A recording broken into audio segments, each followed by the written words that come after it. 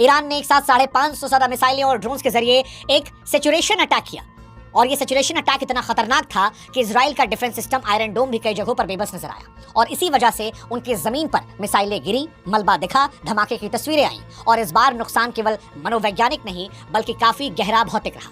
Iran ने भी इस युद्ध में अपनी पलटवार में यह साबित किया कि तकनीकी श्रेष्ठता को जुनून और अभूतपूर्व पलटवार से चुनौती दी जा सकती है और इसका एक प्रत्यक्ष उदाहरण सबसे बड़ा अमेरिका को हुआ नुकसान है।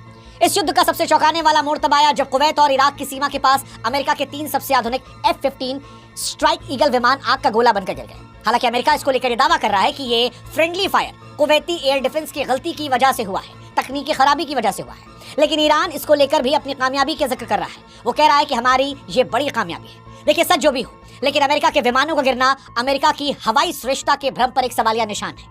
इतना ही नहीं, जो खाड़ी देश कल तक अमेरिका का साथ दे रहे थे, आज उनके यहाँ भी अमेरिका के जो ठिकाने हैं उसके पास धमाकों की गूंज सुनाई पड़ रही है। बहरीन में मौजूद अमेरिकी 5वें बेड़े के मुख्यालय पर हमले हुए हैं। हालांकि ये खबरें पूरी तरह ऑफिशियल नहीं हुई है क्योंकि युद्ध के मैदान में दोनों साइड के दावे होते हैं, लेकिन लगातार तस्वीरें, लगातार वीडियोज आ रहे हैं। दुबई के पॉर्श इलाकों में वो वीडियोज आपने देखे होंगे जहां बिल्डिंगें धू धू कर जल रही हैं। कतर के अमेरिकी अड्डों के पास गिरता मिसाइल मलबा भी ये बता रहा है कि ईरान अब किसी भी हद तक जाने को तैयार है और ये सब कुछ इसलिए है क्योंकि ईरान के साथ जो चेकमेट अमेरिका खेलना चाह रहा था, वो चेकमेट शायद अमेरिका का आकलन गलत हो गया है।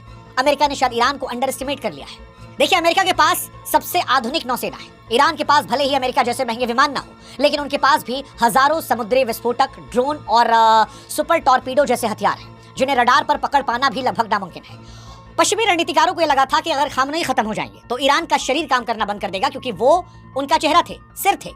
और अमेरिका इजराइल नहीं सोचा था कि डीकैपिटेशन स्ट्राइक यानी सिर काट के अलग कर दो तो नीचे का जो हिस्सा है वो गायब हो जाएगा, लेकिन यहीं पर ईरान ने खेल किया। उसने विकेंद्रित युद्ध का मॉडल दिखाया जहां पर एक सर कटा तो 10 पैदा हो गए। लेबनान का हिजबुल्ला, यमन के हुती, इराक के मिलिशिया, वो आज भी बिना किसी सेंट्रल आदेश के युद्ध के मैदान में डट गए और यहीं से शायद इजराइल और अमेरिका का पूरा गणित जो है वो गड़बड़ाने लगा है। और यहीं पर एक और सवाल उठता है कि वो खामनेई जो जीते जी अमेरिका इजराइल को परेशान कर रहे थे, क्या मरने के बाद ईरानियों को एकजुट कर गए?